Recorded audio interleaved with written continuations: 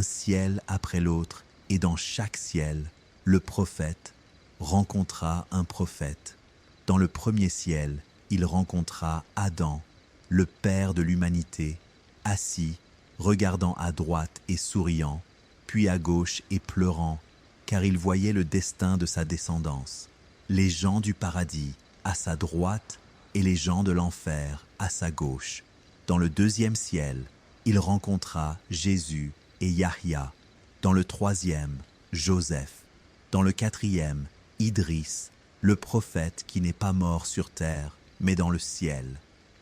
Dans le cinquième, il rencontra Aaron, le frère bien-aimé de Moïse. Dans le sixième, Moïse, l'interlocuteur de Dieu. Et dans le septième, Abraham, l'ami du tout miséricordieux, son ancêtre.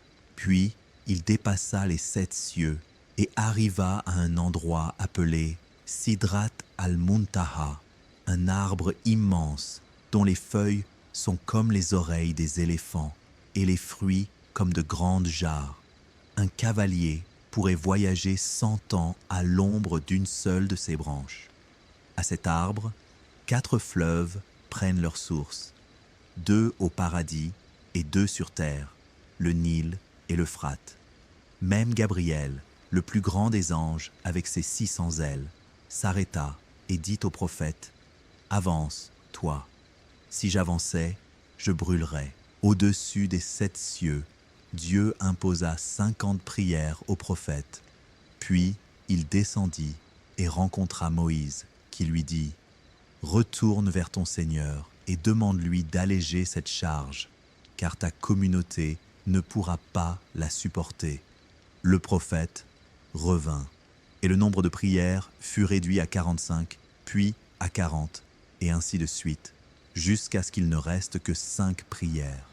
Moïse dit : « Retourne encore. » Mais le prophète répondit : « J'ai honte de demander davantage à mon Seigneur. » Alors, une voix divine s'éleva. Elles sont 5 en nombre, mais 50 en récompense. Voici l'histoire des 5 prières que vous accomplissez chaque jour. Dans cette histoire, vous entendrez des choses que vous ne connaissiez peut-être pas.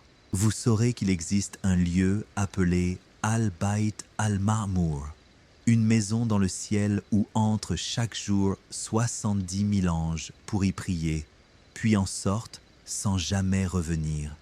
Tout cela de la Mecque à Jérusalem, en passant par les 7 cieux jusqu'à Sidrat al-Muntaha, s'est produit en une seule nuit, en quelques secondes.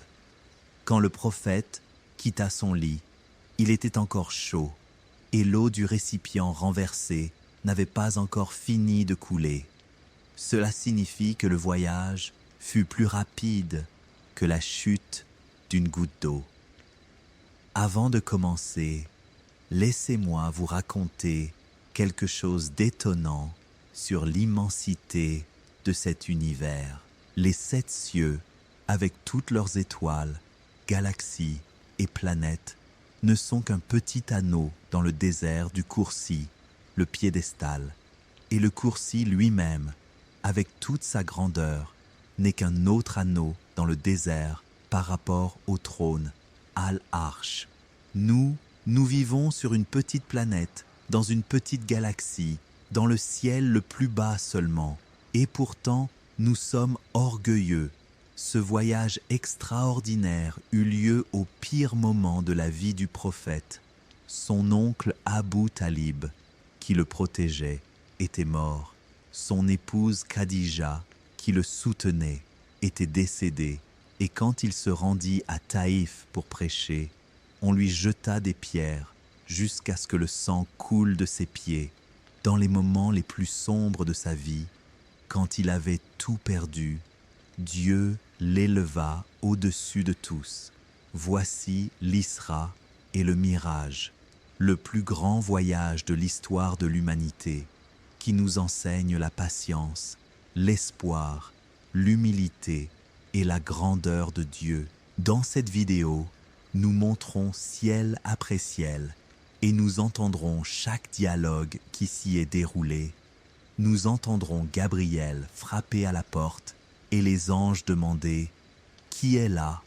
et ce que le prophète a répondu.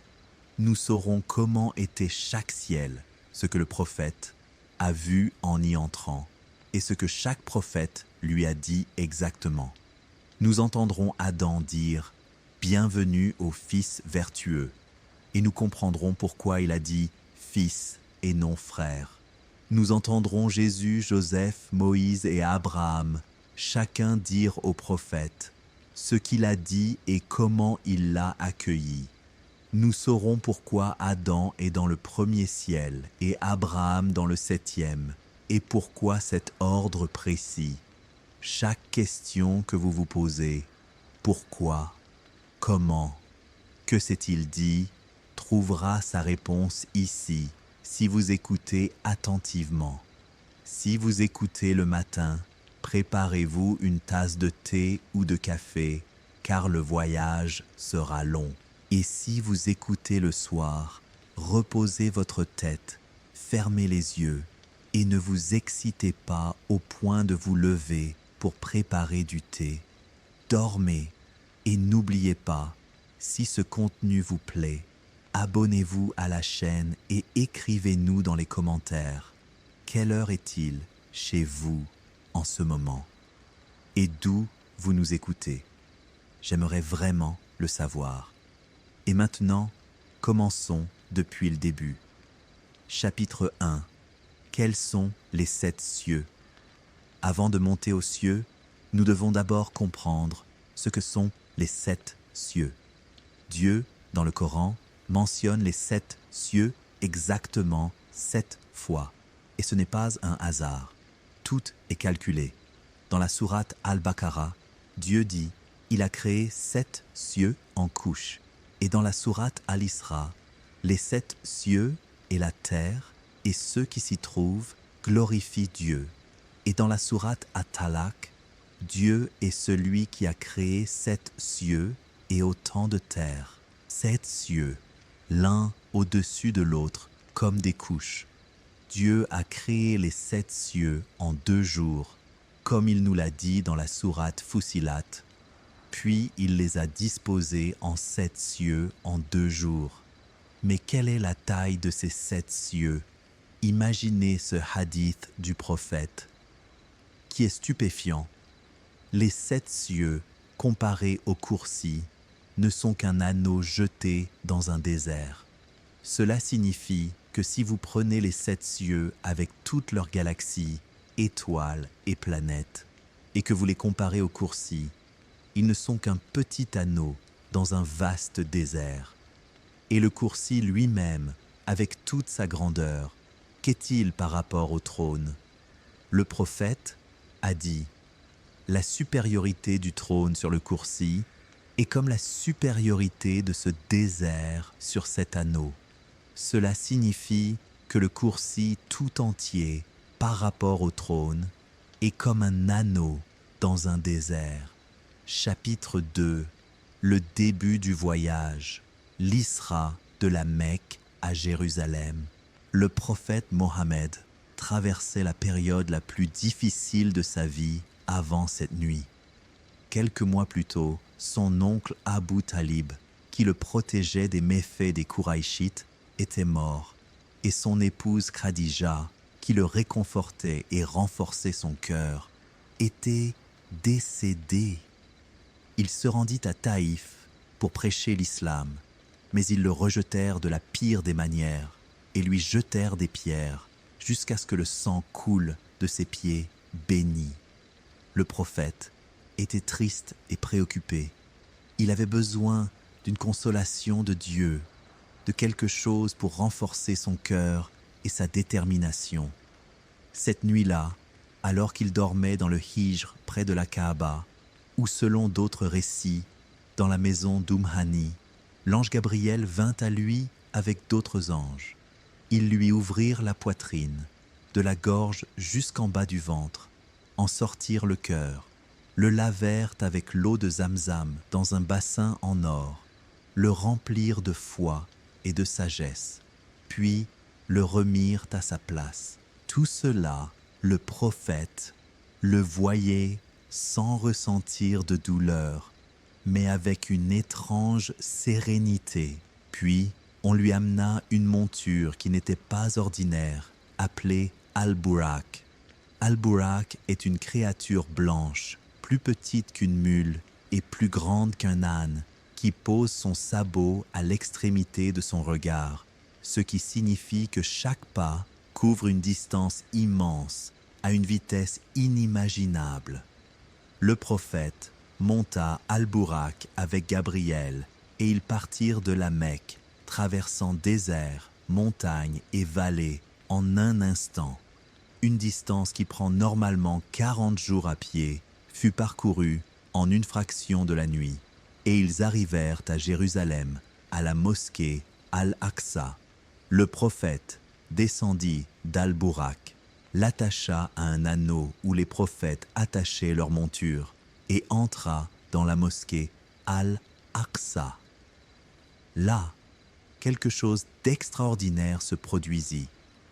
Il trouva tous les prophètes, d'Adam à Jésus, réunis et l'attendant.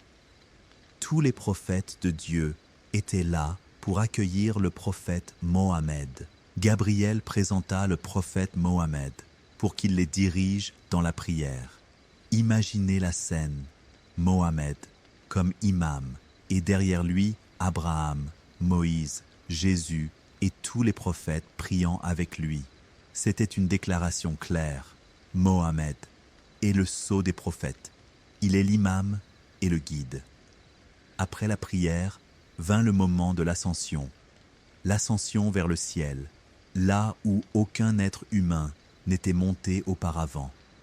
Gabriel prit le prophète et commença le voyage du mirage, l'ascension vers les 7 cieux.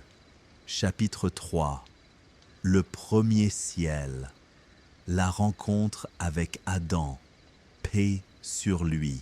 Gabriel emmena le prophète Mohammed de la terre. Ils s'élevèrent jusqu'à atteindre le premier ciel, le ciel le plus bas. Gabriel s'arrêta à la porte et frappa. « Qui est là ?» Gabriel. « Et qui est avec toi ?» Mohammed, qui a été envoyé à lui. Bienvenue à lui. Quelle bonne venue que la sienne ! La porte s'ouvrit, ils entrèrent. La première chose que le prophète vit dans le premier ciel fut un homme assis, avec à sa droite des visages noirs, c'est-à-dire un groupe de personnes au visage sombre, et à sa gauche un autre groupe au visage tout aussi sombre. Quand il regardait à droite, il souriait et se réjouissait, et quand il regardait à gauche, il pleurait et s'attristait. Le prophète fut surpris par cette scène et demanda à Gabriel « Qui est-ce » Il répondit « C'est ton père Adam. » Adam, paix sur lui, le premier homme que Dieu créa de ses propres mains, le premier à habiter le paradis, puis à descendre sur terre, le père de toute l'humanité. Gabriel dit « Ces gens noirs à sa droite et à sa gauche sont les âmes de ses enfants, c'est-à-dire les âmes des humains. Ceux de droite sont les gens du paradis, et ceux de gauche sont les gens de l'enfer. Quand il regarde à droite, il sourit, car il voit ses enfants entrer au paradis. Et quand il regarde à gauche, il pleure, car il voit ses enfants entrer en enfer. Imaginez les sentiments d'Adam, paix sur lui, le père de l'humanité, voyant le destin de chacun de ses enfants, les vertueux et les méchants, les sauvés et les damnés. Il se réjouit pour les sauver et s'attriste pour les damnés. C'est une grande leçon. Chacun de nous est responsable de son propre destin. Adam ne peut sauver personne. Chaque âme est responsable de ce qu'elle a acquis. Le prophète Mohammed s'approcha d'Adam, le salua, et Adam lui rendit le salut, puis lui dit « Bienvenue au Fils vertueux et au prophète vertueux. » Adam, le père de toute l'humanité, accueille Mohammed comme un fils et un prophète. Ce fut un moment extraordinaire, la rencontre entre le premier homme et le dernier prophète. Chapitre 4. Le deuxième ciel. La rencontre avec Jésus et Yahya, paix sur eux. Gabriel emmena le prophète au deuxième ciel. Ils s'arrêtèrent à nouveau devant la porte. Gabriel frappa. « Qui est là ?» Gabriel.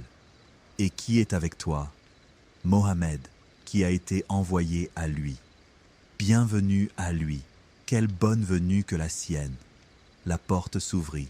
Ils entrèrent dans le deuxième ciel, et le prophète y vit deux jeunes hommes, entre lesquels il y avait une parenté évidente, se ressemblant comme des frères.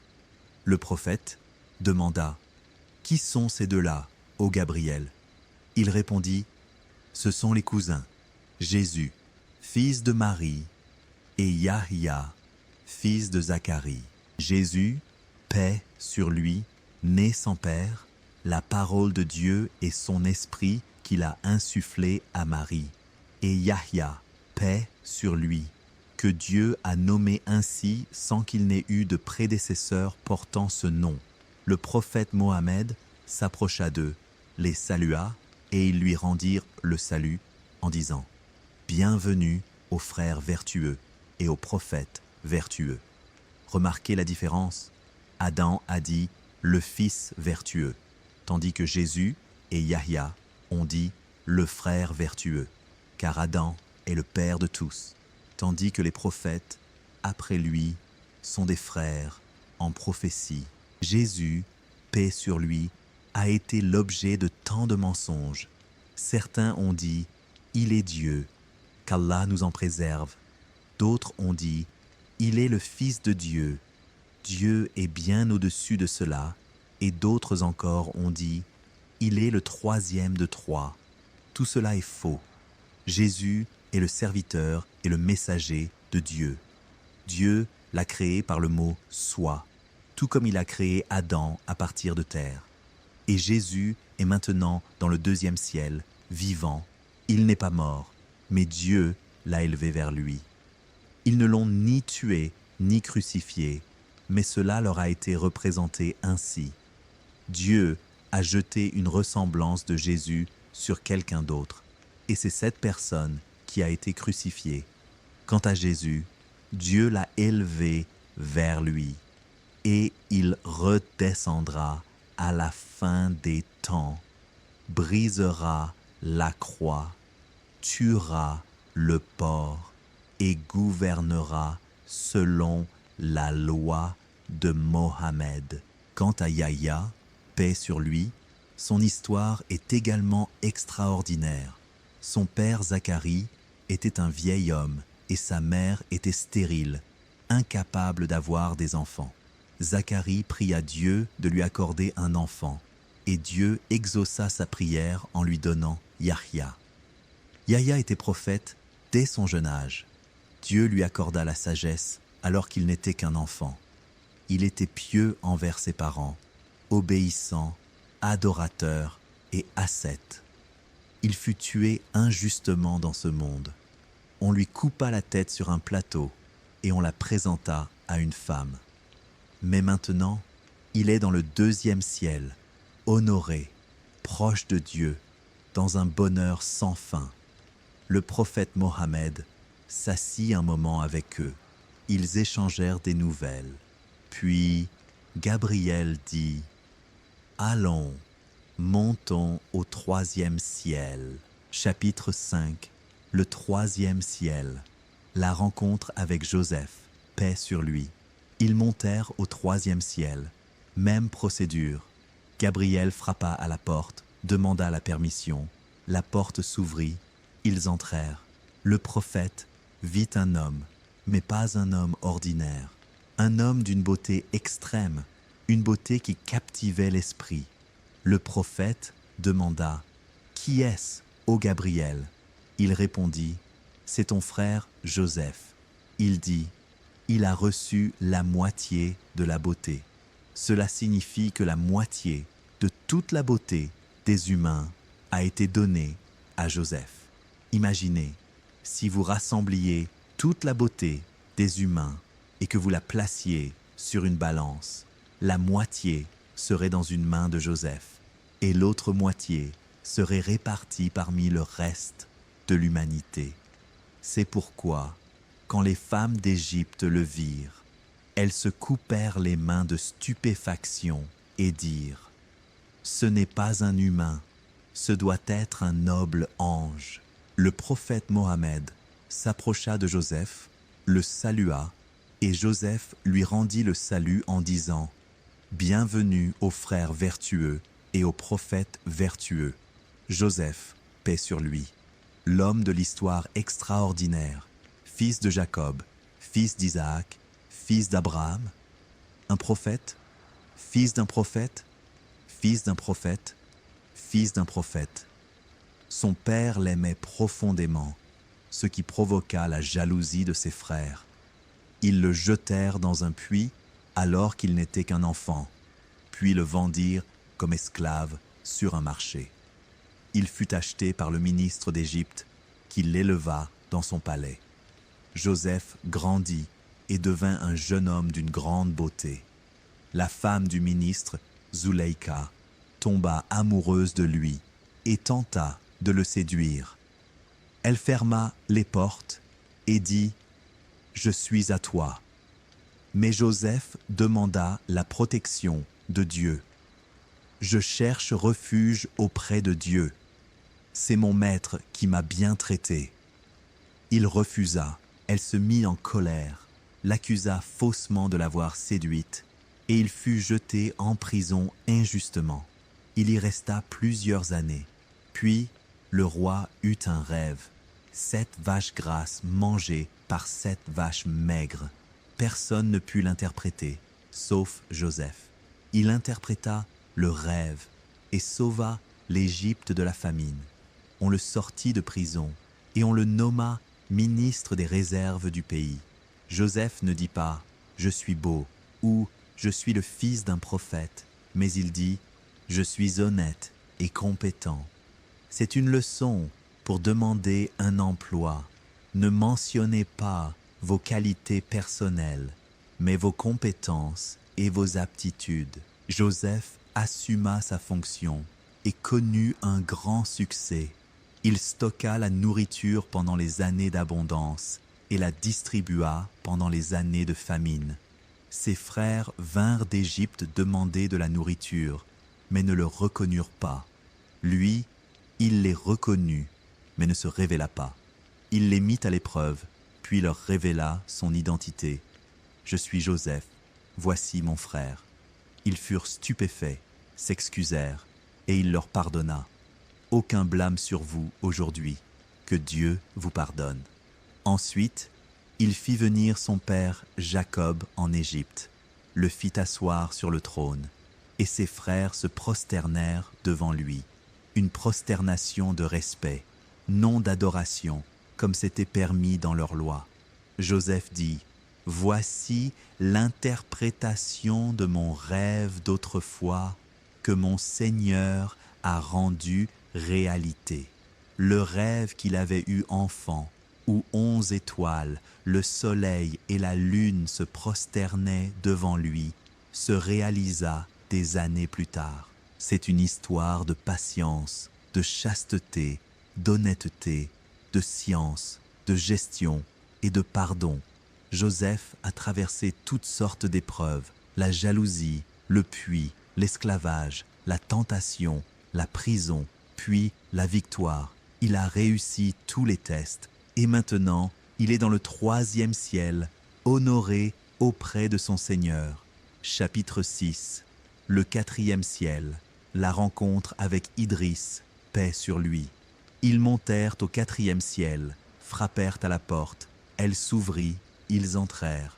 Le prophète, vite,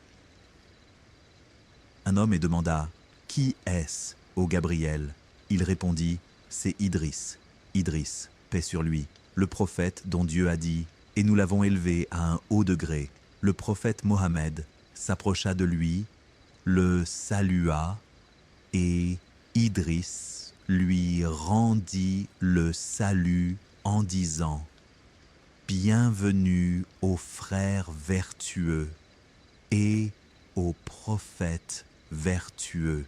Idris, paix sur lui, était l'un des premiers prophètes, vivant quelques générations après Adam. Il fut le premier à écrire avec un calame, le premier à enseigner l'écriture aux gens, le premier à coudre et à porter des vêtements. Avant lui, les gens portaient des peaux d'animaux. Idris était un adorateur pieux. Il jeûnait le jour et priait la nuit. Il était tailleur, cousait et vendait des vêtements, ne prenant que ce qui était licite. Chaque fois qu'il enfonçait son aiguille, il disait « Gloire à Dieu ». Il disait donc « Gloire à Dieu » des milliers de fois par jour, et les anges élevèrent ses louanges à Dieu. Dieu aimait Idris d'un amour profond. Un jour, Idris demanda à un ange de lui montrer l'ange de la mort. L'ange le porta, et ils montèrent au 4e ciel. En chemin, ils rencontrèrent l'ange de la mort. L'ange de la mort dit à l'ange « C'est étrange. Dieu m'a ordonné de prendre l'âme d'Idris dans le 4e ciel, et je me demandais comment il y arriverait. Le voilà avec toi. » Alors, l'ange de la mort prit l'âme d'Idris dans le 4e ciel. C'est pourquoi Dieu a dit « Et nous l'avons élevé à un haut degré. » Idris n'est pas mort sur terre, mais dans le ciel, et il y est toujours. En haut lieu. Chapitre 7. Le 5e ciel. La rencontre avec Aaron. Paix sur lui. Ils montèrent au 5e ciel, frappèrent à la porte. Elle s'ouvrit, ils entrèrent. Le prophète vit un homme et demanda « Qui est-ce, ô Gabriel ?» Il répondit « C'est Aaron, fils d'Imran, le bien-aimé de son peuple. » Aaron, paix sur lui, le frère de Moïse. Le prophète Mohammed s'approcha de lui, le salua, et Aaron lui rendit le salut en disant « Bienvenue aux frères vertueux et aux prophètes vertueux. » Aaron, paix sur lui, était plus âgé que son frère Moïse de 3 ans et était plus éloquent que lui. Quand Dieu envoya Moïse à Pharaon, Moïse dit « Seigneur, ouvre ma poitrine, facilite ma mission et délie le nœud de ma langue. » Il y avait un nœud dans la langue de Moïse, peut-être à cause de la braise qu'il avait mise dans sa bouche enfant. Il demanda à Dieu de faire de son frère Aaron son assistant. « Et mon frère Aaron est plus éloquent que moi. Envoie-le avec moi comme soutien pour confirmer ma parole. » Dieu exauça sa prière et fit d'Aaron un prophète avec lui. Ils allèrent ensemble voir Pharaon. Quand Moïse alla au mont Sinaï pour rencontrer Dieu, il laissa Aaron comme successeur auprès de son peuple, les enfants d'Israël. Mais les enfants d'Israël étaient un peuple entêté. En l'absence de Moïse, le Samiri leur fabriqua un veau d'or qui mugissait. Il leur dit « Voici votre Dieu et le Dieu de Moïse. » Et ils commencèrent à l'adorer. Aaron les conseilla et essaya de les en empêcher, leur disant « Ô mon peuple, vous n'êtes éprouvés que par cela. » Mais ils ne l'écoutèrent pas et faillirent le tuer. Plus tard, il dit à Moïse « Ô fils de ma mère, ce peuple m'a dominé et a failli me tuer. » Aaron était patient et clément. Il aimait son peuple malgré leur entêtement. Il mourut peu avant son frère Moïse, dans le désert.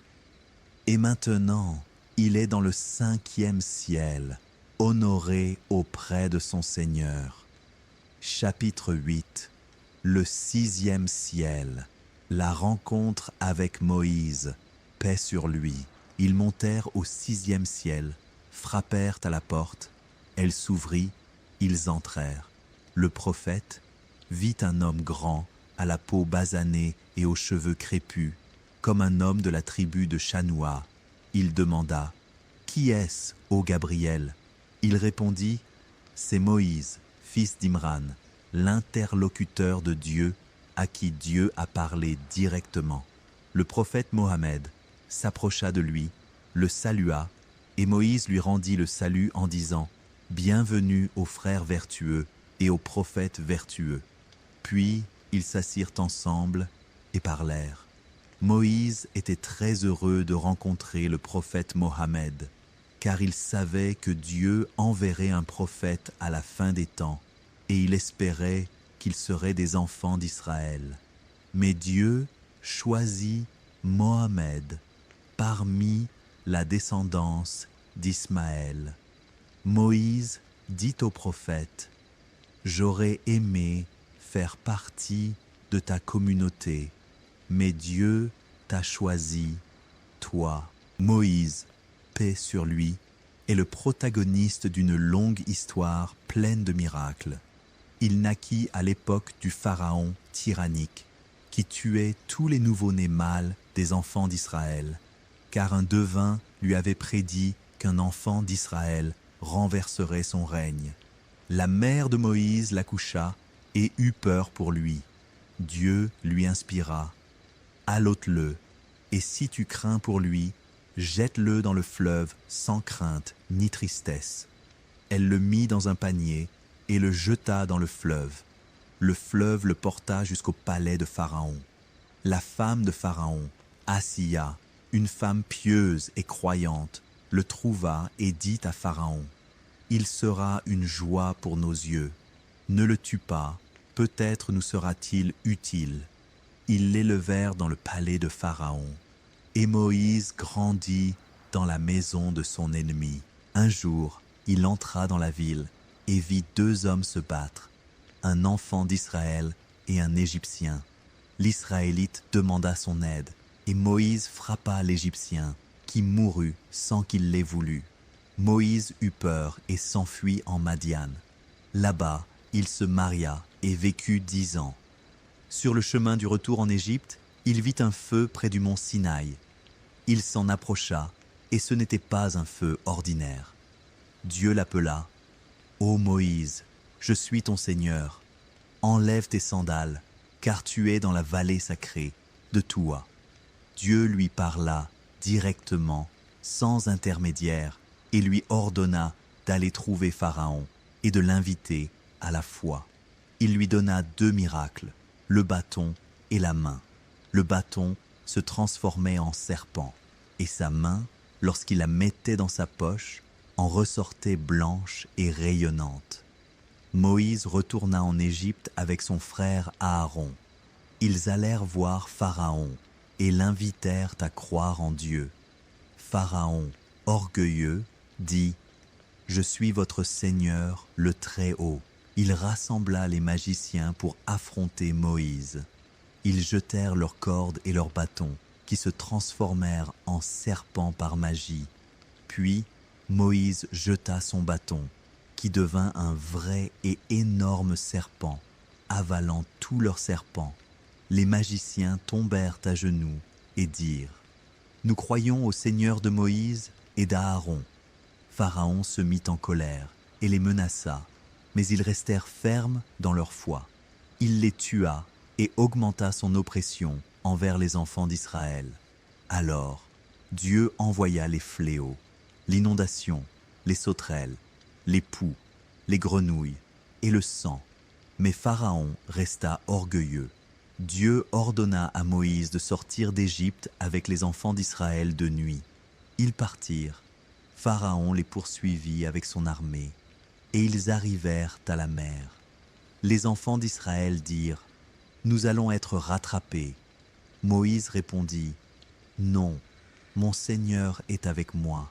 Il me guidera. » Dieu inspira à Moïse « Frappe la mer de ton bâton. » Il frappa, et la mer se fendit, formant 12 chemins secs. Moïse et son peuple traversèrent. Pharaon les suivit, Et quand ils furent au milieu de la mer, Dieu referma les eaux sur eux, et ils se noyèrent tous. Moïse et son peuple furent sauvés. Puis ils allèrent au mont Sinaï, où Dieu parla à Moïse et lui donna la Torah. Mais les enfants d'Israël étaient un peuple entêté. Chaque jour apportait un nouveau problème. Moïse mourut après de longues années de prédication et de patience. Et maintenant, il est dans le 6e ciel, l'interlocuteur de Dieu. Le prophète Mohammed s'assit avec lui et ils parlèrent longuement. Ils se reverront plus tard dans l'histoire de l'imposition de la prière. Puis Gabriel dit « Allons, montons au 7e ciel. » Chapitre 9. Le 7e ciel. La rencontre avec Abraham. Paix sur lui. Ils montèrent au 7e ciel, le dernier, le plus haut des 7 cieux. Gabriel frappa à la porte. « Qui est là ?» ?»« Gabriel. »« Et qui est avec toi ?» ?»« Mohammed, qui a été envoyé à lui. »« Bienvenue à lui. Quelle bonne venue que la sienne. » La porte s'ouvrit. Ils entrèrent dans le 7e ciel. Et le prophète vit une scène grandiose. Une grande et majestueuse maison appelée Al-Bayt al-Ma'mour. Cette maison est comme la Kaaba sur terre, mais elle est dans le 7e ciel. Chaque jour, 70 000 anges y entrent, font le tawaf et prient, puis en sortent et n'y reviennent jamais. Imaginez, chaque jour, 70 000 nouveaux anges. Depuis le début de la création jusqu'à aujourd'hui, des millions, voire des milliards d'anges y sont entrés, et il y en a encore qui n'y sont pas allés. Cela vous donne une idée de l'immensité du nombre des anges que Dieu seul connaît. Près d'Al-Bayt al-Ma'mour, le prophète vit un homme grand et vénérable adossé à la maison. Il demanda « Qui est-ce, ô Gabriel ?» Il répondit « C'est ton père Abraham.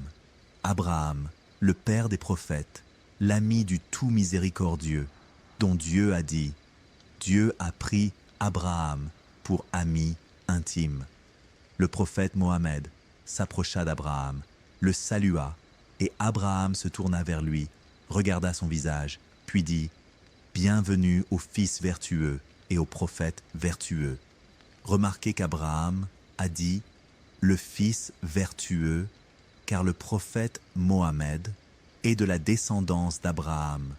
Abraham eut Ismaël, Ismaël eut les Arabes, et de la descendance d'Ismaël vint Mohammed. Abraham est donc le grand-père. Puis Abraham dit au prophète Mohammed « Transmets mon salut à ta communauté et dis-leur que la terre du paradis est bonne, son eau est douce et qu'elle est plane. Ses plantes sont Subhan Allah, Alhamdulillah, La ilaha illa Allah et Allahu Akbar. » Cela signifie « Dis à ta communauté de multiplier les invocations, car chaque glorification plante un arbre pour eux au paradis. » Le prophète Mohammed s'assit avec Abraham et parla longuement. Abraham, paix sur lui, naquit à l'époque du tyran Nimrod, qui prétendait être Dieu, et les gens adoraient les idoles. Abraham grandit dans la maison d'un fabricant d'idoles. Son père Hazar fabriquait et vendait des statues. Mais dès son jeune âge, Abraham réfléchissait. Comment ces idoles pouvaient-elles être des dieux alors qu'elles n'entendent pas, ne voient pas, ne profitent ni ne nuisent? Une nuit, il regarda le ciel et vit une étoile brillante. Il dit « Voici mon Seigneur ». Puis l'étoile disparut et il dit « Je n'aime pas ce qui disparaît ». Puis il vit la lune se lever et dit « Voici mon Seigneur ». Puis la lune disparut et il dit « Si mon Seigneur ne me guide pas, je serai parmi les gens égarés ». Puis il vit le soleil se lever et dit « Voici mon Seigneur, voici le plus grand. Puis le soleil disparut, et il dit, Ô mon peuple, je me désavoue de ce que vous associez à Dieu. Je tourne mon visage vers celui qui a créé les cieux et la terre, en homme droit, et je ne suis pas des associateurs. Abraham parvint à la vérité par sa raison avant même que la révélation ne lui parvienne. Puis Dieu lui révéla sa parole et en fit un prophète. Il commença à prêcher son peuple, mais ils refusèrent. Il appela son père, mais celui-ci insista dans son incroyance. Alors, Abraham décida de leur prouver l'absurdité de l'adoration des idoles. Le jour d'une fête, tout le monde sortit de la ville, laissant les idoles dans le temple.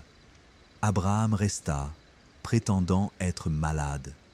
Il entra dans le temple, regarda les idoles, devant lesquelles il y avait de la nourriture, car il croyait que les dieux la mangeraient. Il leur dit avec ironie, « Pourquoi ne mangez-vous pas? Pourquoi ne parlez-vous pas ?»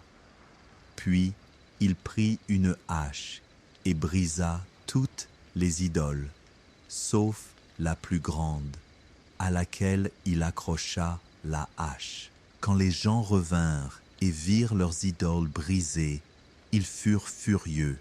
Ils surent que c'était Abraham et l'amenèrent. Ils dirent, « Est-ce toi qui as fait cela à nos dieux, ô Abraham ?» Il répondit, « Non, c'est le plus grand d'entre eux qui l'a fait. Interrogez-les, si ils peuvent parler. » C'est-à-dire, interrogez la grande idole, si elle est un dieu, qu'elle vous dise qui a brisé les autres.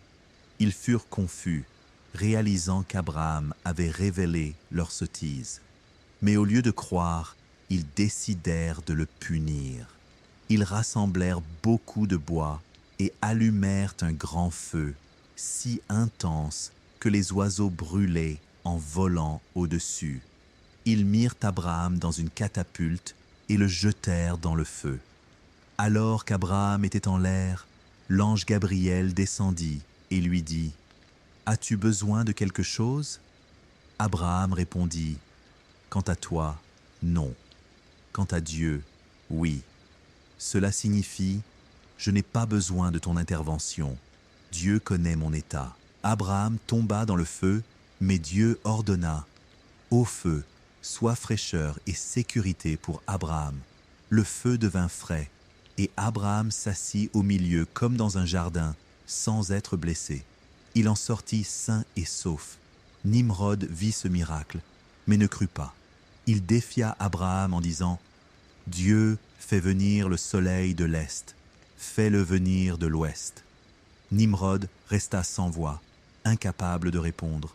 Ensuite, Abraham émigra d'Irak, alla en Syrie, puis en Égypte, puis à la Mecque. Il épousa Sarah, mais elle était stérile et ne pouvait avoir d'enfant.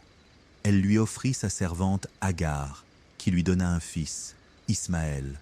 Puis Dieu ordonna à Abraham d'emmener Agar et Ismaël à la Mecque, qui était alors un désert aride, sans eau ni végétation.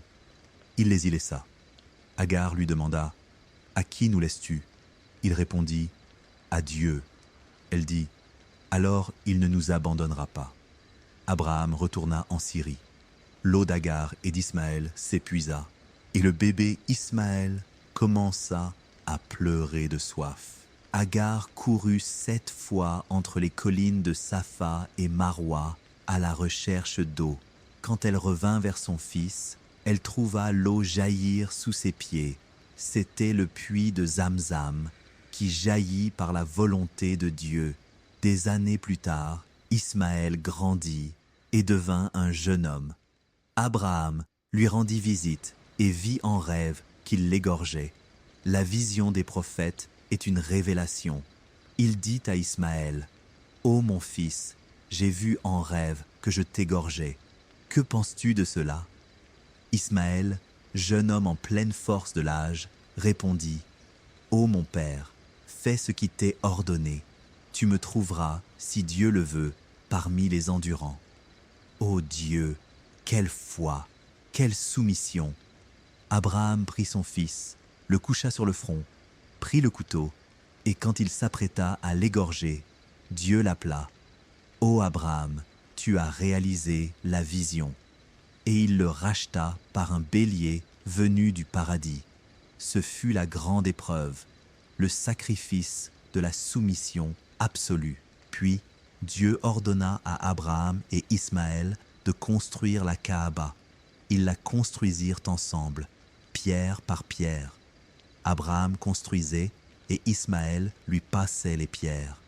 Quand la construction devint haute, Dieu amena à Abraham la pierre de la station d'Abraham, sur laquelle il se tint pour achever la construction.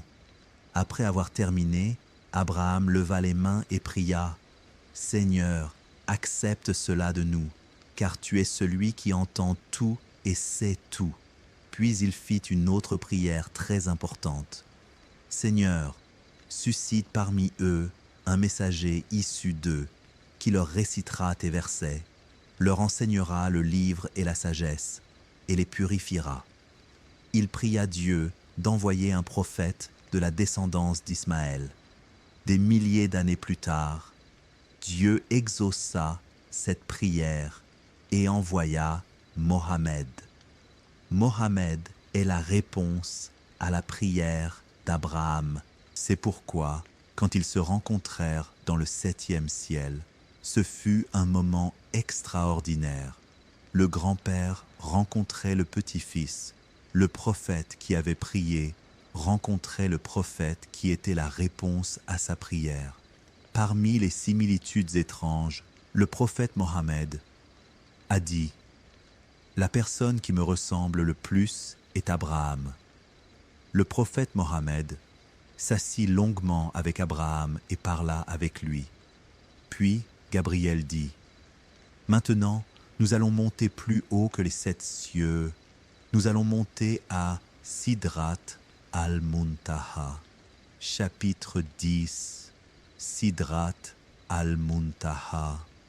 Où s'arrête la connaissance des créatures. Gabriel emmena le prophète Mohammed du 7e ciel. Ils montèrent et montèrent jusqu'à atteindre un endroit qu'aucun être humain n'avait vu auparavant. Un endroit grandiose et impressionnant, indescriptible. Le prophète vit un arbre, mais pas un arbre ordinaire. Un arbre immense et majestueux, dont la taille ne peut être décrite. Ses feuilles sont grandes comme les oreilles des éléphants, et ses fruits, les nabku, sont gros comme les jarres de Hajar. C'est Sidrat al-Muntaha. Le prophète demanda « Qu'est-ce que c'est, ô Gabriel ?» Il répondit « C'est Sidrat al-Muntaha. Elle est appelée ainsi parce que tout s'y termine. C'est là que s'arrête ce qui monte de la terre, les œuvres des adorateurs, les âmes des croyants. Tout arrive ici, puis est saisi. Et c'est là que s'arrête ce qui descend d'au-dessus, la révélation, les ordres. Tous les anges passent par ici, et c'est là que s'arrête la connaissance des anges. Même Gabriel, le Seigneur des anges, ne peut la dépasser. C'est pourquoi Gabriel dit au prophète « Avance, ô Mohammed, car si j'avançais, je brûlerais, et si tu avançais, tu percerais les voiles. » Cela signifie « Si je dépasse cette limite, je brûlerai, et si tu avances, tu perceras les voiles et atteindras un rang qu'aucun être n'a atteint. » Le prophète Mohammed laissa Gabriel et avança seul. Mais avant d'avancer, il vit des choses à Sidrat al-Muntaha. Il vit 4 fleuves, 2 apparents et 2 cachés. Il demanda à Gabriel « Quels sont ces 2 fleuves ?» Il répondit « Quant aux 2 cachés, ils sont au paradis. Quant aux 2 apparents, ce sont le Nil et l'Euphrate. » Cela signifie que le Nil et l'Euphrate, les grands fleuves de la terre, prennent leur source ici, à Sidrat al-Muntaha. Et le prophète vit à Sidrat al-Muntaha la demeure du séjour.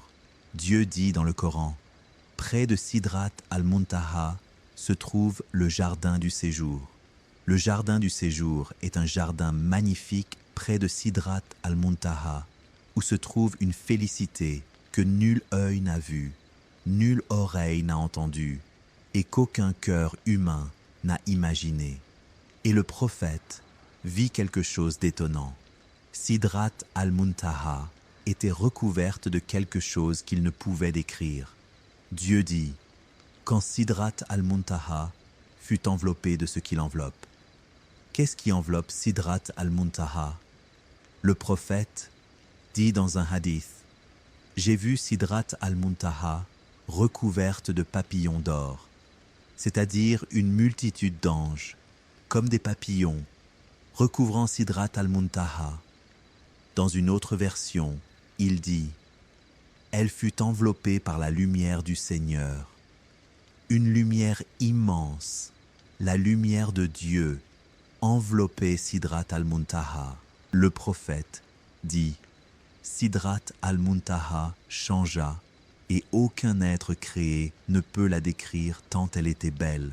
Cela signifie qu'elle devint d'une beauté indescriptible, une beauté que je ne peux même pas vous décrire. Et à Sidrat al-Muntaha, le prophète Mohammed vit Gabriel sous sa forme réelle pour la deuxième fois.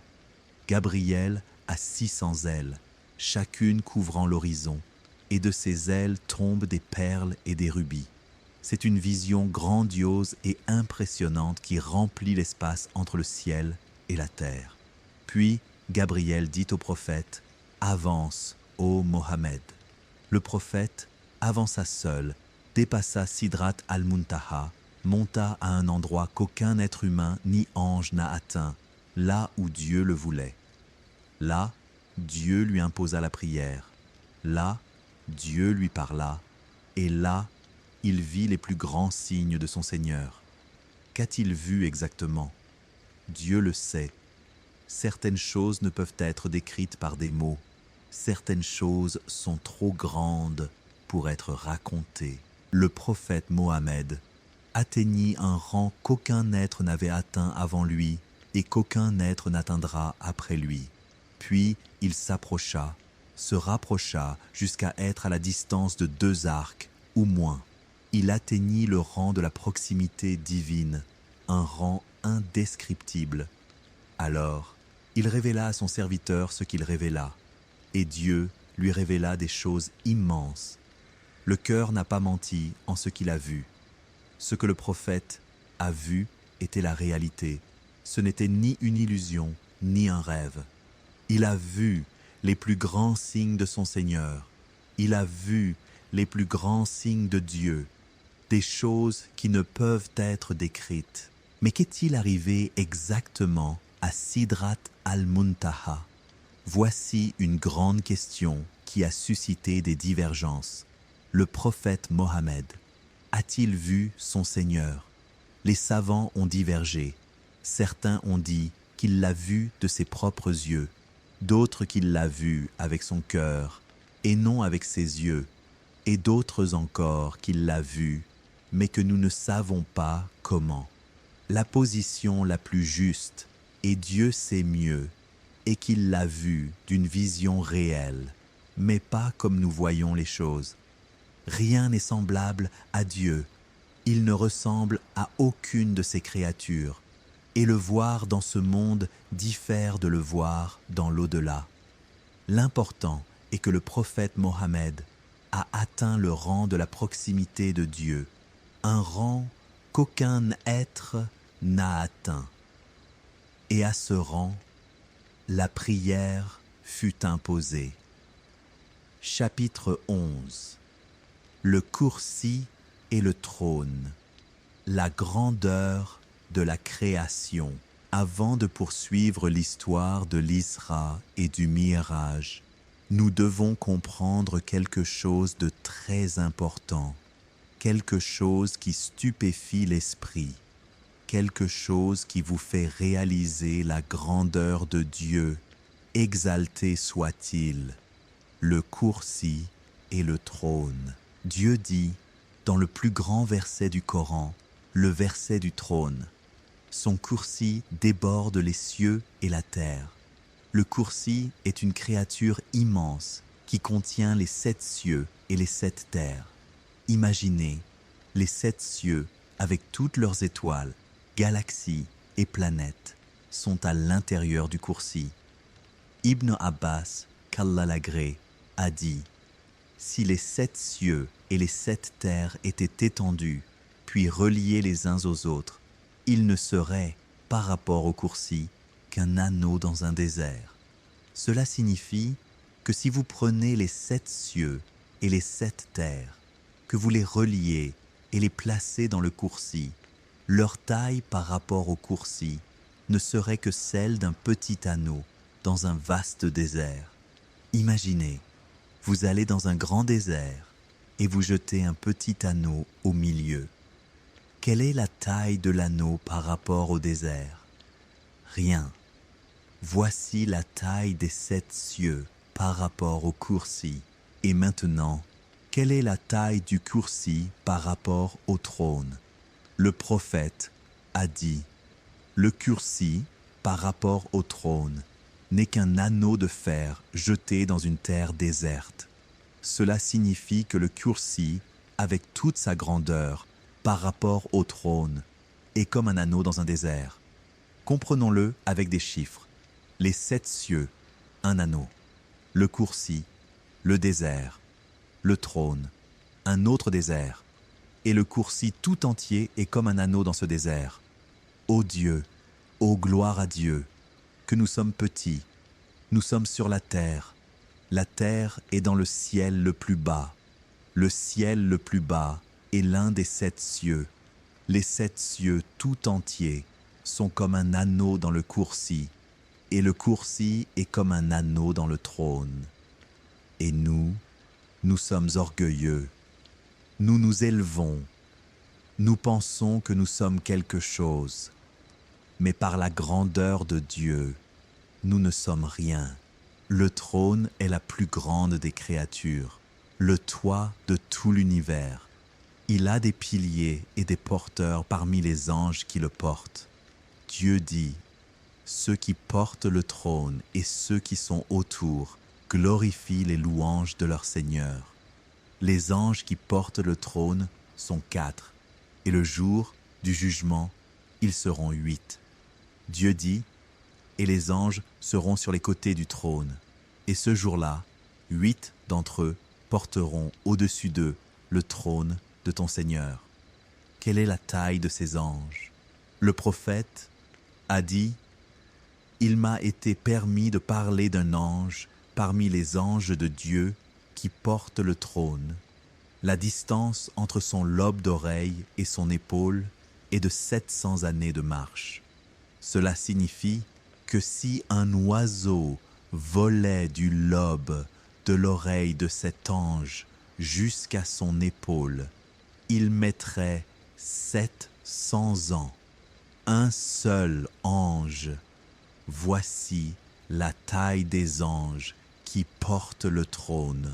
Et le trône est au-dessus de tout, et Dieu est au-dessus du trône. Le tout miséricordieux s'est établi sur le trône.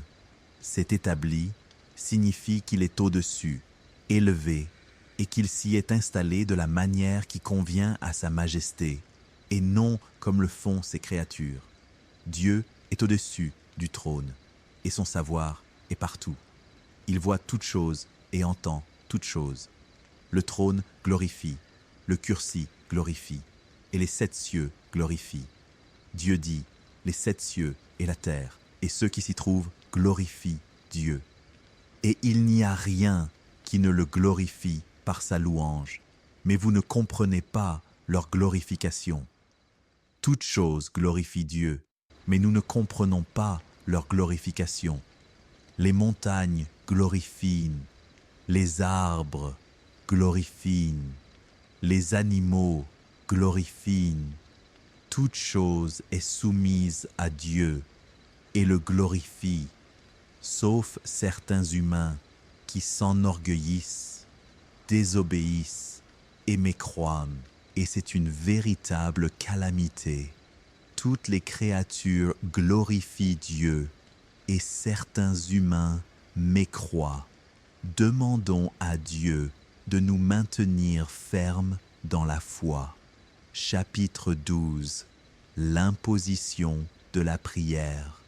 Le cadeau sublime. À Sidrat al-Muntaha, au plus haut endroit jamais atteint par un être humain, Dieu imposa au prophète Mohammed la prière. Pourquoi la prière a-t-elle été imposée là-bas?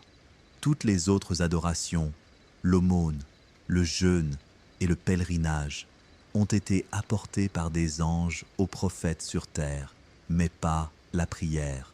La prière a été imposée directement par Dieu aux prophètes dans le ciel, car la prière est la plus grande des adorations. La prière est le lien entre le serviteur et son Seigneur. La prière est le pilier de la religion. Dieu imposa aux prophètes 50 prières par jour et par nuit. Il dit au prophète: « Ô Mohammed, ce sont 50 prières chaque jour et chaque nuit. » Le prophète accepta et dit: « J'ai entendu et obéi. » Puis, il descendit de Sidrat al-Muntaha et passa devant Moïse, paix sur lui, dans le 6e ciel. Moïse lui demanda: « Qu'a imposé ton Seigneur ?» Il répondit: « 50 prières. » Moïse dit: « Retourne vers ton Seigneur et demande-lui d'alléger cela, car ta communauté ne pourra pas le supporter. J'ai moi-même éprouvé les hommes avant toi et traité les enfants d'Israël avec la plus grande sévérité. » Moïse connaissait les enfants d'Israël.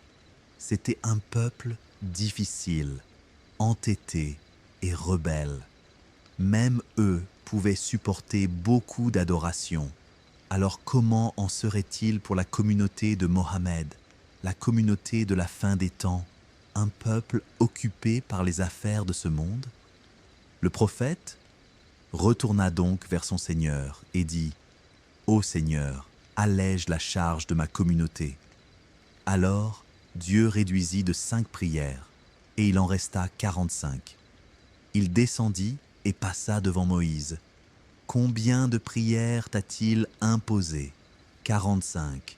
Moïse dit: « Retourne vers ton Seigneur et demande-lui d'alléger cela, car ta communauté ne pourra pas le supporter. » Le prophète revint donc. « Ô Seigneur, allège la charge de ma communauté. » Dieu en réduisit 5 autres, et il en resta 40. Il descendit et passa devant Moïse, qui lui dit la même chose. Il revint, et le nombre fut réduit à 35, puis à 30, puis à 25, puis à 20, puis à 15, puis à 10. À chaque fois, Moïse disait: « Retourne et demande l'allègement, jusqu'à ce qu'il ne reste que 5 prières. » Le prophète descendit et passa devant Moïse. « Combien de prières t'a-t-il imposé? » 5 prières. Moïse dit: « Retourne vers ton Seigneur et demande-lui d'alléger cela, car ta communauté ne pourra pas le supporter. » Mais le prophète Mohammed dit: « J'ai tant demandé à mon Seigneur que j'ai honte de revenir encore, mais je suis satisfait et je me soumets. » Cela signifie: j'ai tant demandé à Dieu que j'ai honte de revenir encore une fois. Je suis satisfait de ce que Dieu a imposé. Alors, une voix s'éleva du ciel. J'ai établi ma prescription et j'ai allégé le fardeau de mes serviteurs. Je récompense la bonne action par 10 fois plus. Cela signifie que les prières sont 5 en nombre, mais 50 en récompense. Chaque prière vaut 10. Donc celui qui accomplit les 5 prières se voit créditer la récompense de 50 prières. Gloire à Dieu. Voici la miséricorde de Dieu. Et voici la prière, le cadeau que le prophète a apporté du ciel. La prière est la seule adoration qui a été imposée dans le ciel. l'adoration qui se répète 5 fois par jour, l'adoration dont le prophète a dit « La prière est le pilier de la religion. Celui qui l'établit établit la religion, et celui qui l'abandonne détruit la religion. » Et il a dit « La première chose sur laquelle le serviteur sera jugé le jour du jugement est la prière. Si elle est bonne, le reste de ses œuvres sera bon, et si elle est mauvaise, le reste de ses œuvres sera mauvais. » La prière n'est pas seulement des mouvements, c'est un lien avec Dieu. La prière est l'ascension du croyant. Le prophète est monté au ciel une fois dans sa vie, mais le croyant s'élève vers Dieu 5 fois par jour grâce à la prière. Quand vous vous tenez en prière et que vous récitez Al-Fatiha, Dieu vous répond. Vous dites « Louange à Dieu, Seigneur de l'univers ». Dieu dit « Mon serviteur m'a loué ». Vous dites « Le tout miséricordieux, le très miséricordieux ». Dieu dit « Mon serviteur m'a glorifié ». Vous dites « Maître du jour du jugement ». Dieu dit « Mon serviteur m'a magnifié ». Vous dites « C'est toi que nous adorons et c'est toi dont nous implorons le secours ». Dieu dit « Ceci est entre moi et mon serviteur aura ce qu'il demande ». Vous dites « Guide-nous dans le droit chemin ». Dieu dit « Ceci est pour mon serviteur et mon serviteur aura ce qu'il demande ». C'est un dialogue direct entre vous et Dieu. Et quand vous vous prosternez, vous êtes au plus près de votre Seigneur. Le prophète a dit « Le serviteur est au plus près de son Seigneur lorsqu'il est en prosternation ». C'est pourquoi multipliez les invocations pendant la prosternation. La prière est une grande bénédiction. La prière est un repos. Le prophète a dit « Ô Bilal, donne-nous le repos par elle ». Il n'a pas dit « Donne-nous le repos d'elle », mais « par elle ». La prière est un repos, ce n'est pas un fardeau. Le croyant trouve le repos dans la prière, car il s'entretient avec son Seigneur. Il lui expose ses soucis, lui demande ce dont il a besoin et lui demande pardon pour ses péchés.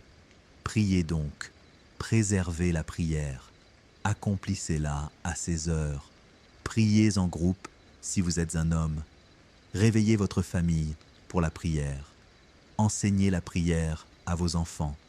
Ne négligez pas cette grande adoration. C'est un conseil du prophète depuis au-dessus des 7 cieux. C'est le cadeau qu'il a apporté de la part de Dieu. Chapitre 13. Les 7 terres. Le parallèle extraordinaire. Nous avons parlé des 7 cieux. Nous avons parlé du Kursi et du trône. Nous avons parlé de Sidrat al-Muntaha. Mais il reste une question importante.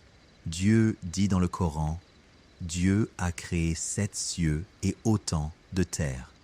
Et autant de terres signifie 7 terres comme les 7 cieux. Où sont donc ces 7 terres? Cette question a déconcerté les savants. Certains ont dit que les 7 terres sont les couches géologiques de la Terre. La terre sur laquelle nous vivons a des couches, la croûte, le manteau, le noyau externe et le noyau interne. Mais cette interprétation est faible car Dieu a dit « et autant de terres », ce qui signifie des terres indépendantes comme les cieux, chacune distincte. Dans un hadith, le prophète a dit « Celui qui usurpe ne serait-ce qu'une palme de terre sera enserré par elle de 7 terres le jour du jugement. » Cela signifie que quiconque prend une terre qui ne lui appartient pas, même une seule palme, sera enserré par 7 terres le jour du jugement. Cela indique que les 7 terres sont indépendantes et non des couches d'une seule terre. Dans un autre hadith, le prophète a dit « Ô Dieu, Seigneur des 7 cieux et de ce qu'ils ombragent, et Seigneur des 7 terres et de ce qu'elles portent. Cela signifie qu'il y a des créatures sur ces terres. Où sont donc ces terres? Les savants ont divergé sur de nombreuses questions. Premier avis, les 7 terres sont 7 terres indépendantes, chacune au-dessus de l'autre, séparées par des distances, et sur chacune d'elles se trouvent des créatures de Dieu que nous ne connaissons pas. C'est l'avis de la majorité. Ibn Abbas, qu'Allah l'agrée, a dit « Il y a 7 terres, et sur chaque terre, il y a un prophète comme votre prophète, un Adam comme votre Adam, un Noé comme votre Noé, un Abraham comme votre Abraham, et un Jésus comme votre Jésus. » Cela signifie que sur chaque terre des 7 terres, il y a des mondes comme le nôtre, avec des humains et des prophètes. Mais ce récit d'Ibn Abbas a été considéré comme faible par certains savants. Deuxième avis, les 7 terres sont les 7 planètes du système solaire. Mais cet avis est faible, car les planètes du système solaire sont au nombre de 8 et non de 7, et certaines sont gazeuses et non solides. Troisième avis, les 7 terres sont les 7 continents, l'Asie, l'Afrique, l'Europe, l'Amérique du Nord, l'Amérique du Sud, l'Australie et l'Antarctique. Mais cet avis est également faible, car la division en 7 continents est une convention humaine. Quatrième avis, le plus juste. Les 7 terres sont 7 terres indépendantes. Nous ne savons pas où elles sont, ni ce qu'elles contiennent. C'est un mystère. Elles peuvent être dans des endroits de l'univers que nous ne connaissons pas, ou dans des dimensions que nous ne percevons pas. Dieu le sait mieux. L'important est que nous croyons qu'il y a 7 terres, comme Dieu et son messager nous l'ont dit, même si nous n'en connaissons pas les détails. Cela fait partie de la sagesse de Dieu. Certaines choses sont laissées comme un mystère pour que nous y croyions sans les comprendre en détail. La foi en l'invisible est l'un des fondements de la foi. Ceux qui croient en l'invisible, nous croyons en Dieu sans l'avoir vu. Nous croyons aux anges sans les avoir vus. Nous croyons au paradis et à l'enfer sans les avoir vus. Et nous croyons aux 7 cieux et aux 7 terres, même si nous n'en comprenons pas tous les détails. C'est la vraie foi. Croire en ce que Dieu a dit, même si nous ne l'avons pas vu ou compris. La science découvrira certaines choses, mais elle ne découvrira pas tout. Certaines choses resteront un mystère jusqu'au jour du jugement. Chapitre 14. Le retour sur terre, la fin du voyage. Après l'imposition de la prière, après que le prophète Mohammed ait vu les plus grands signes de son Seigneur, il était temps de revenir. Il descendit de Sidrat al-Muntaha, passa par les 7 cieux un à un, et dit au revoir aux prophètes Abraham, Moïse, Aaron, Idriss, Joseph, Jésus, Yahya et Adam, paix sur eux tous. Il descendit avec Gabriel et arriva à la mosquée Al-Aqsa à Jérusalem. Il monta Al-Bourak et retourna à la Mecque. Tout ce voyage s'est déroulé en une fraction de la nuit. Il quitta sa maison la nuit et revint avant l'aube. Un voyage qui a traversé des milliers de kilomètres, monté aux 7 cieux et dépassé Sidrat al-Muntaha. Tout cela en quelques heures, voire en quelques minutes. Le prophète revint chez lui et trouva son lit encore chaud, et le récipient d'eau qu'il avait renversé en partant était encore en train de se vider. Cela signifie que le voyage fut plus rapide que la chute de l'eau. Gloire à Dieu. Le matin, le prophète sortit et raconta aux gens ce qui s'était passé. Il leur dit « J'ai été transporté de nuit. Les gens furent surpris, certains le crurent, d'autres mentirent et se moquèrent. Ils dirent, « Nous mettons 1 mois pour aller en Syrie et 1 mois pour en revenir. Et tu dis que tu y es allé et revenu en une nuit. » Certains allèrent voir Abou Bakr, qu'Allah l'agrée, et lui dirent, « Sais-tu ce que dit ton compagnon ?»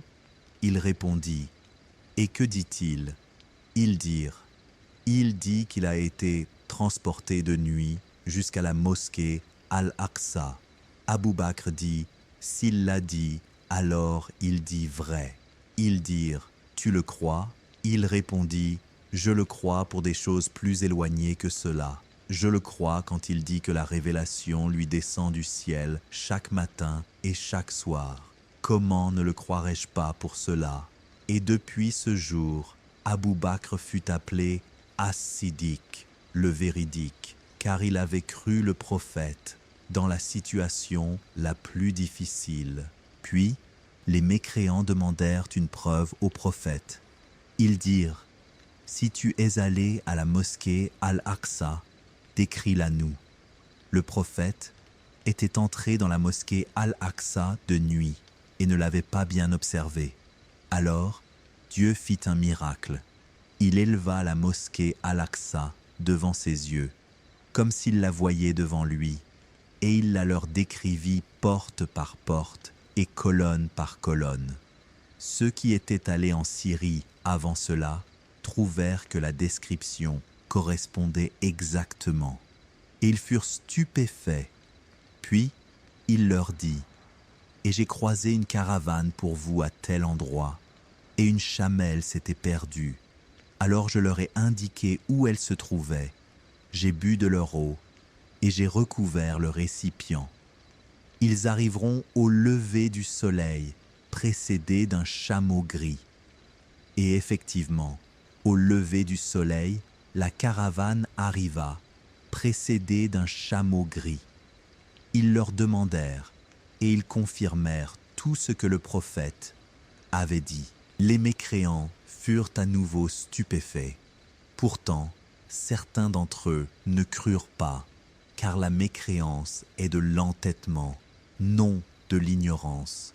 Mais les croyants virent leur foi se renforcer, et ils surent que Mohammed était vraiment le messager de Dieu, et que ce qui lui était arrivé était un miracle extraordinaire, un miracle qui prouvait sa véracité, et que Dieu était avec lui. Conclusion, les leçons et les enseignements. Et maintenant, nous sommes arrivés à la fin de ce voyage extraordinaire, le voyage de l'Isra et du Miraj, un voyage qui a traversé la terre, monté aux 7 cieux et atteint Sidrat al-Muntaha, un voyage au cours duquel le prophète a vu les prophètes, les anges et les plus grands signes de son Seigneur. Résumons ce que nous avons vu dans ce voyage. En une seule nuit, le prophète fut transporté de la Mecque à Jérusalem, une distance de 40 jours de marche, en quelques heures.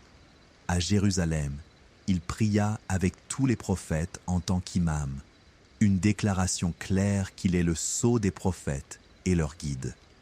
Puis, il monta au premier ciel et rencontra Adam, le père de l'humanité, qui voit le destin de tous ses enfants, se réjouit pour les sauver et s'attriste pour les damner. Puis, au deuxième ciel, il rencontra Jésus et Yahya, les 2 cousins, les prophètes purs. Puis, au troisième ciel, il rencontra Joseph, à qui fut donnée la moitié de la beauté et qui réussit tous ses tests. Puis, au 4e ciel, il rencontra Idriss, que Dieu a élevé à un haut degré. Puis, au 5e ciel, il rencontra Aaron, le frère patient et clément. Puis, au 6e ciel, il rencontra Moïse, l'interlocuteur de Dieu, qui lui conseilla de retourner vers Dieu pour alléger la prière. Puis, au 7e ciel, il rencontra Abraham, l'ami du tout miséricordieux, le grand-père, adossé à Al-Bayt al-Ma'mour. Puis, il dépassa les 7 cieux et atteignit Sidrat al-Muntaha, où s'arrête la connaissance des créatures. Il vit les 4 fleuves, vit le jardin du séjour, vit la lumière envelopper Sidrat al-Muntaha. Puis il avança seul, là où personne n'était jamais allé, et vit les plus grands signes de son Seigneur. Et là, la prière lui fut imposée. Quelles sont les leçons de ce voyage? La grandeur de Dieu et la petitesse de l'homme. Nous avons vu les 7 cieux et appris qu'ils ne sont qu'un anneau dans le coursier, et le coursier un anneau dans le trône. Nous sommes de petits humains sur une petite planète, dans une petite galaxie, dans le ciel le plus bas. Alors, comment pouvons-nous être orgueilleux? Comment pouvons-nous nous élever? Comment pouvons-nous désobéir à Dieu? L'humilité, voilà la première leçon. L'épreuve avant l'honneur. Le prophète fut transporté de nuit après la période la plus difficile de sa vie, après la mort de son oncle et de son épouse, après le rejet des gens de Taïf. Dans les moments les plus sombres, vint le plus grand honneur. C'est une leçon pour chaque personne éprouvée. Le soulagement est proche et Dieu ne laisse pas perdre les endurants. La prière, le lien avec Dieu. La prière fut imposée dans le ciel, directement par Dieu, sans intermédiaire. Cela montre l'importance de la prière. Préservez-la et ne la négligez pas. Les prophètes sont frères. Tous les prophètes ont accueilli le prophète Mohammed avec amour et coopération, sans jalousie ni rivalité. Cela nous enseigne que les croyants doivent être frères, s'aimer et coopérer pour le bien. La foi en l'invisible. Beaucoup de détails de ce voyage sont invisibles. Nous ne les comprenons pas entièrement. Cela ne nous empêche pas d'y croire. La foi en l'invisible est l'un des fondements de la foi. Et maintenant, mon frère, ma sœur, voici notre voyage ensemble, un voyage à travers les 7 cieux. J'espère que ce voyage vous a touché, j'espère qu'il vous a rapproché de Dieu, j'espère qu'il vous a fait aimer la prière davantage. Préservez donc votre prière, enseignez-la à vos enfants, et soyez parmi les croyants sincères. Et souvenez-vous toujours, vous êtes petit dans cet univers immense, mais vous êtes grand aux yeux de Dieu si vous lui obéissez. Demandons à Dieu de faire de nous des habitants du paradis et de nous réunir avec le prophète Mohammed dans le plus haut paradis, Al-Firdaus. Et si ce contenu vous a plu, n'oubliez pas de vous abonner à la chaîne, de partager la vidéo avec vos proches et d'écrire dans les commentaires qu'est-ce qui vous a le plus touché dans cette histoire et quelles leçons allez-vous en retenir. Nous avons besoin de votre avis, nous avons besoin de votre interaction, car cela nous encourage à continuer. Et souvenez-vous toujours, Dieu est plus grand que tout, et nous sommes ses serviteurs faibles. Adorons-le donc comme il se doit. Passez une excellente journée et à bientôt pour une nouvelle histoire. Que la paix, la miséricorde et les bénédictions de Dieu soient sur vous.